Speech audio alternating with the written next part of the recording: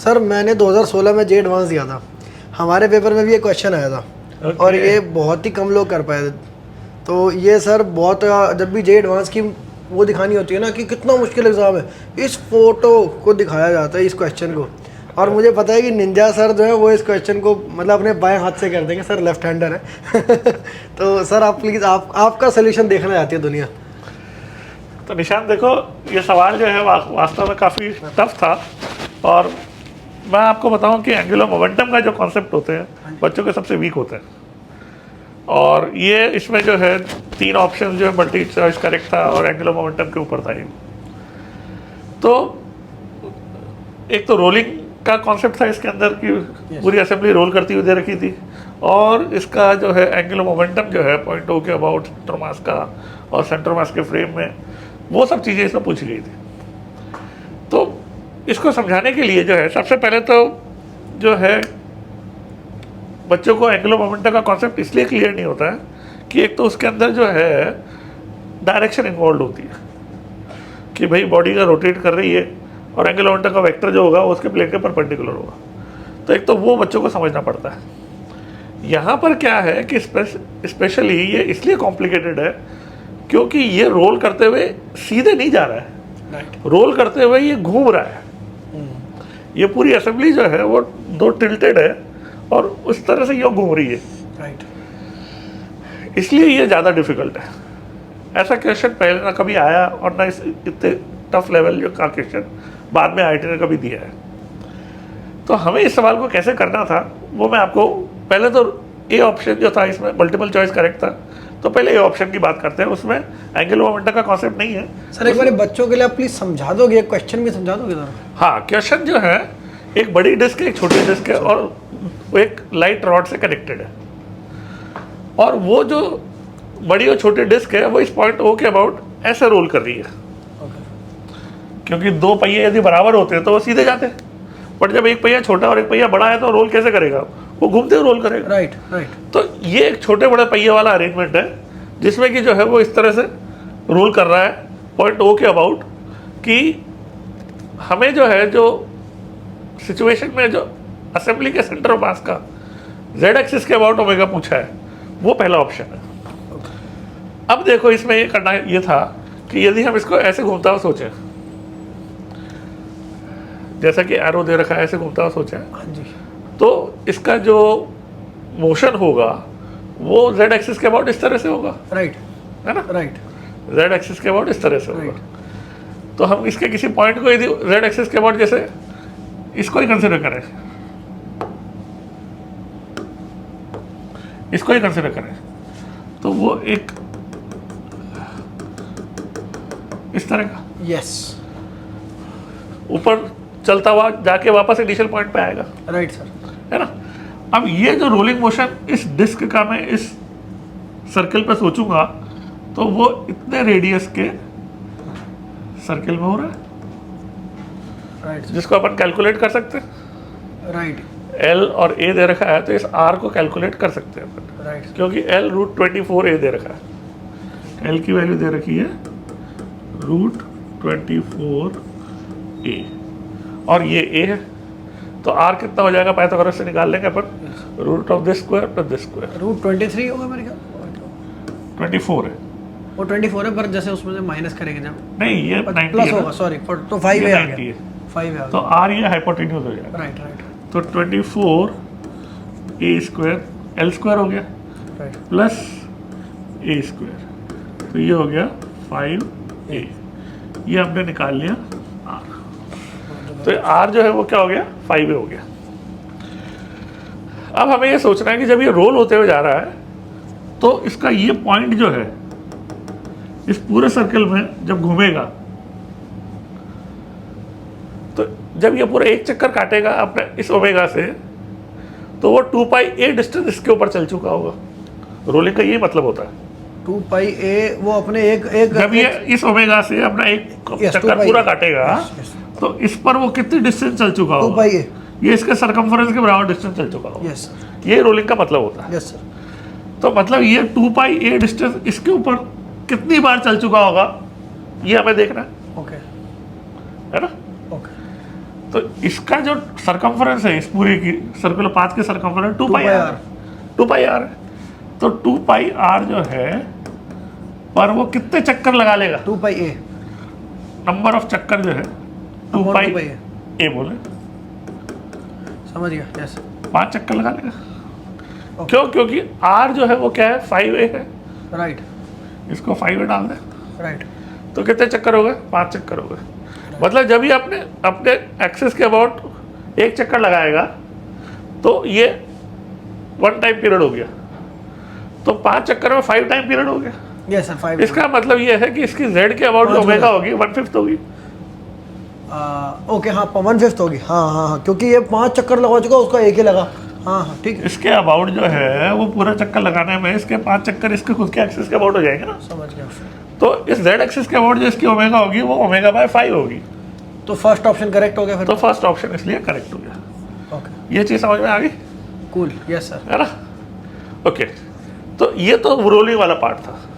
अब रोलिंग वाले पार्ट से अब हमें आगे बढ़ना है और सोचना है एंगुलर मोमेंटम के बारे में। एंगुलर मोमेंटम, तो एंगुलर मोमेंटम के बारे में ये पता होना चाहिए सबसे पहले तो कि रिजिड बॉडी का एंगुलर मोमेंटम होता कितना है। तो L जो है वो हम लिखते हैं I इंटू ओमेगा से, रिजिड बॉडी का एंगुलर मोमेंटम। अब यहाँ पर क्या है कि एक मोशन तो ये वाला हो रहा है, ये वाला, हाँ जी, ठीक है ना, about the rod, about its own axis. Right, तो ओन एक्सिस के अबाउट जो ओमेगा हो रहा है वो एंगुलर मोमेंटम वेक्टर जो है इस डायरेक्शन में होगा, इस डायरेक्शन में होगा। Yes sir. यो घूम रहा है अपने प्लेन के परपेंडिकुलर होगा एंगुलर मोमेंटम उस तरफ वेक्टर। को वैसे होना चाहिए ना सर। मैं ऐसे ओके सॉरी, ऐसे सोच रहा हूँ, ओके ओके मैं ऐसे सोच रहा हूँ, ओके, हाँ हाँ सॉरी, यस सर, ठीक है ना। यस जो है यहाँ से देखने पे, इधर से देखने पे क्लॉकवाइज, यस राइट, तो क्लॉकवाइज यदि अपन सोच रहे हैं तो एंगुलर मोमेंटम वेक्टर एक्सिस के अलाउंग ये हो जाएगा जो इसकी खुद की एक्सिस के अबाउट है, राइट सर, ठीक है। अपन स्पिन एंगुलर मोमेंटम बोल सकते हैं इसको, ठीक है, due to spinning motion about its own axis. तो दूसरा जो इसका मोशन है वो इसका सेंटर ऑफ मास को सोचो।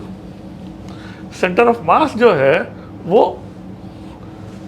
इस पॉइंट की वेलोसिटी अंदर की तरफ है, इस पॉइंट की वेलोसिटी भी अंदर की तरफ है, और ये पॉइंट रेस्ट पर है इसका, ये भी रिजिड बॉडी का पॉइंट है। तो जब ये पॉइंट अंदर की तरफ जा रहा है, ये पॉइंट अंदर की तरफ जा रहा है और ये पॉइंट रेस्ट पर है, तो इसका जो प्लेन ऑफ मोशन है वो ये इस तरह का टिल्टेड है।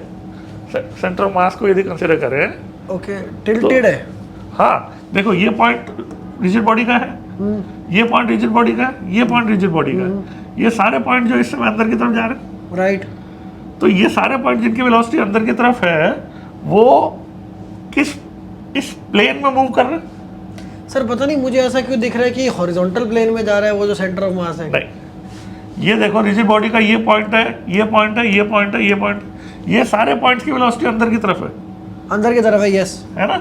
यस, अब ये सारे पॉइंट्स की जो वेलोसिटी अंदर की तरफ है वो इसके अबाउट ऐसे मूव करते हुए सोचे जा सकते हैं। क्यों? क्योंकि रिजिड बॉडी की आप मोशन देखो तो इस इंस्टेंट पे सोचना है आपने, ओके इस इंस्टेंट पे जो है इनकी सबकी वेलोसिटी क्योंकि अंदर की तरफ है तो इनका रोटेशन की जो एक्सिस है इनके प्लेन के परपेंडिकुलर लेंगे। ओके, तो ये इनका प्लेन है सारे पॉइंट्स के मोशन का। और जब अपन सेंटर मास की बात करेंगे तो सेंटर मास की वेलोसिटी भी इसके अबाउट क्या है, समझ ऐसे है। यस सर, और ये जो है सेंटर मास के मोशन की वजह से एंगुलर मोमेंटम हो जाएगा, इसको हम ऑर्बिटल बोल देते हैं। ये जो है स्पिन एंगुलर मोमेंटम बोल देते हैं और वो ऑर्बिटल एंगुलर मोमेंटम बोल देते हैं। ऑर्बिटल मतलब ये ऑर्बिटल मोशन जो है ऑर्बिट सेंटर मास का, तो सेंटर मास के ऑर्बिटल मोशन की वजह से एंगुलर मोमेंटम वो हो गया और स्पिन की वजह से एंगुलर मोमेंटम ये हो गया। इन दोनों का वेक्टर सम जो है वो L का वैल्यू बनेगी, राइट, और D कंपोनेंट उसके Z कंपोनेंट के बारे में था, तो इसका Z कंपोनेंट माइनस इसका Z कंपोनेंट, तो इसमें हमारे को काम आएगा ये वाला एंगल थीटा, जिसका साइन थीटा कॉस थीटा जो है कर सकते हैं अपन। साइन थीटा a/r होगा विच इज 1/5। हाँ, साइन थीटा जो है तो a/r हो गया और कॉस थीटा L/r हो गया, राइट तो √24/5 तो कॉस थीटा हो जाएगा और 1/5 साइन थीटा हो जाएगा। राइट, तो हमें LO और LS निकालना है, उसके बाद फिर अपन सारी चीज़ें कर लेंगे। तो लेट्स इसमें और किसकी ज़रूरत पड़ेगी? LS लिखने में हमें ज़रूरत पड़ेगी I की। आई की। तो इसका जो है ये तो लाइट है, ये डिस्क है और ये भी डिस्क है, तो I जो है डिस्क का 1/2 mr² होता है, स्क्वायर यस। ठीक है ना। तो हम LS लिखने के लिए जो हम I चाहिए अपने को, वो क्या बनेगा? M A square 2 A² plus 4m into 4a, so 4m into 2a whole square 17/2 ma square. 17/2 ma², बिल्कुल सही। तो ये हमें I काम आएगा, और इसमें काम आएगा कौन सा? ये वाला ओमेगा। तो ये तो क्लियर हमारा एज इट इज आ गया LS, बस। ये आ गया, और ये पूछा भी था 17 ma²/2, जो कि C हमारा आंसर करेक्ट हो जाएगा। जबरदस्त। A और C हमारा करेक्ट आ गया। अब हमें B और D पे वर्क करना है, ठीक है ना। अच्छा, अब B के लिए काम करते हैं अपन कि orbital angular momentum. Orbital angular momentum के लिए अपने को सेंटर ऑफ मास की डिस्टेंस की जरूरत पड़ेगी, राइट। ठीक है ना। तो ये M यहाँ पर 4m 4L/5 यहाँ पर, होगा ना? तो ये M1 L1 plus M2 L2 अपन M1 प्लस M2, तो वो सेंटर ऑफ मास की 9L/5 हो गया O से, अगर सेंटर बिल्कुल 9L/5 जो है, बिल्कुल जो है बच्चे निकाल सकते हैं, कोई ज़्यादा डिफिकल्ट नहीं है। ये दिस LCM कर देते हैं इसको।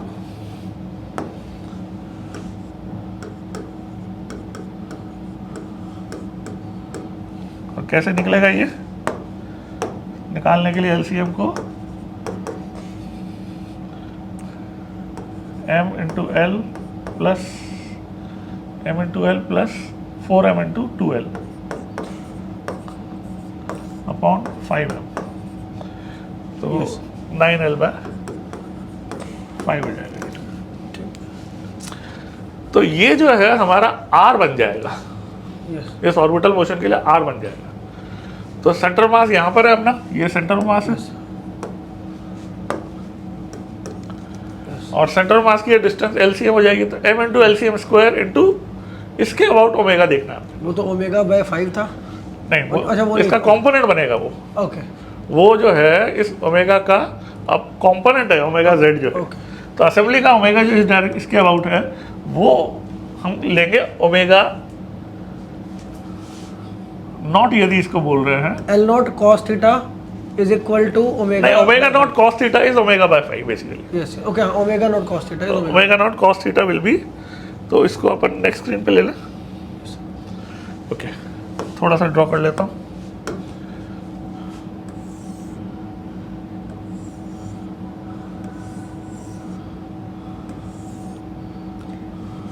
एक मजे की चीज देखो, सर का डायग्राम कितना, सर कैसे बना रहे हैं और कितना एक्यूरेट है।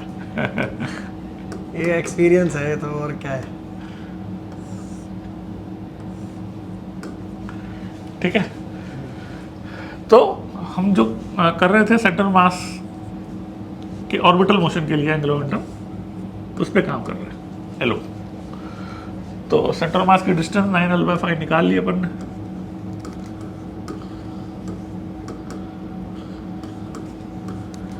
और LO लिखने के लिए हमें इसके अबाउट ओमेगा की जरूरत पड़ेगी, omega naught, and we know that omega Z will be omega naught cos theta. Yes.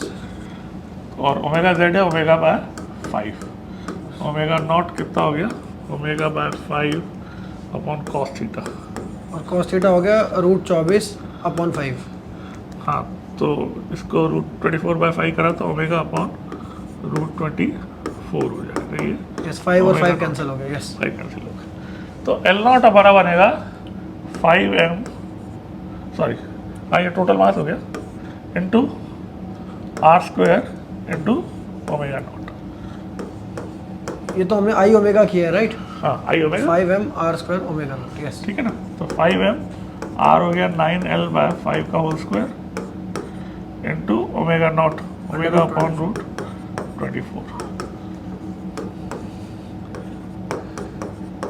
L² जो है 24 A² तो इसमें से 5 से 25 कैंसिल हो गया,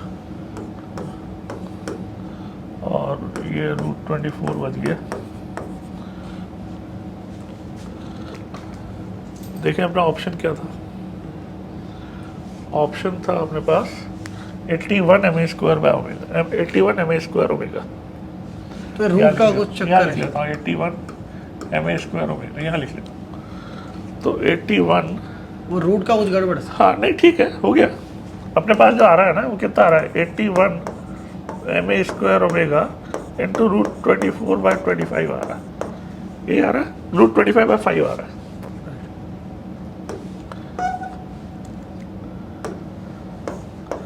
तो ये नियरली है 81 ma² ओमेगा, और इसीलिए ये आंसर रॉन्ग है।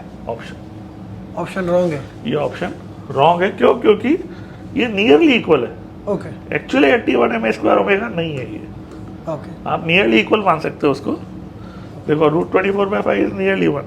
ओके तो 81 ma² ओमेगा ऑप्शन था, बट हमारा आ रहा है 81 ma² into √24/5, and that's why this actually was wrong. B option wrong हो गया। बी ऑप्शन इसीलिए रॉन्ग था।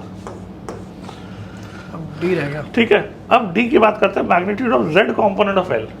तो मैंने जो है जैसे बताया था आपको कि पूरी असेंबली का जो एंगुलर मोमेंटम पॉइंट ओ के अबाउट होगा वो इस कॉम्पोनेंट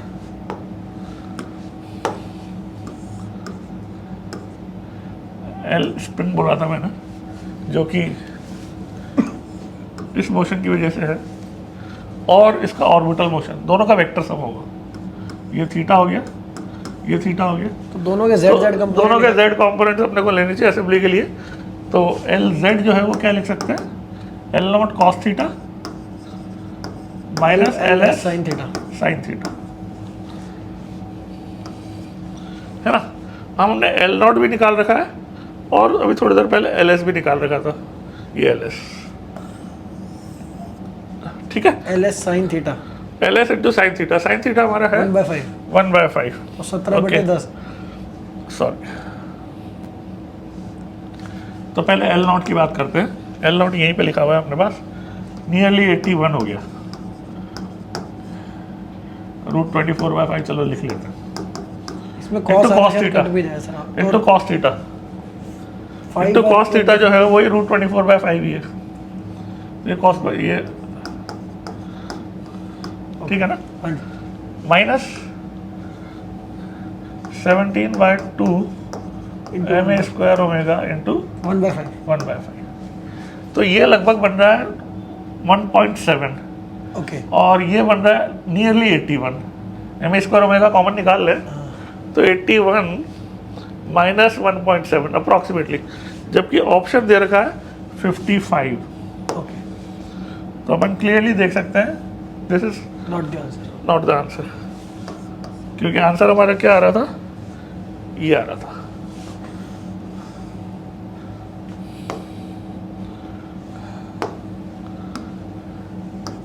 LZ ये आ रहा है।